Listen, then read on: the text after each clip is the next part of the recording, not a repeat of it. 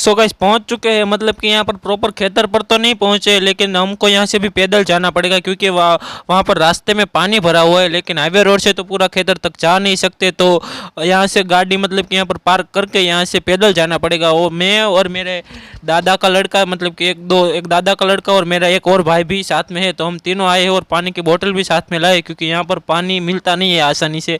तो देखते हैं वो हम कहाँ तक पहुँचते हैं, मतलब कि कहीं बीच में पानी भी ना मिल जाए। सो गाइस ये है मतलब कि खेतर का रास्ता जो हम अक्सर आते रहते हैं, जो मेन रास्ता है मतलब कि हमारे खेतर पर आने का। लेकिन यहाँ पर देखिए पानी भरा हुआ है जो हम अभी क्रॉस करने वाले हैं। मतलब इधर पहले तो बहुत ज़्यादा मतलब कि गहरा था, अभी तो कुछ कम हुआ है। मेरा भाई ऐसा बोल रहा है, जब वो पहले आए थे मतलब कि उनकी छाती के बराबर आ चुका था, तो लेकिन यहाँ पर अभी इतना है नहीं। तो हम यहाँ पर क्रॉस करके आगे चलते और क्या क्या मिलता है अभी खेतर के जाने के बीच में, तो वो मैं आपको अभी दिखाता हूँ। मैं मिलता हूँ आपको अभी अगले व्लॉग में।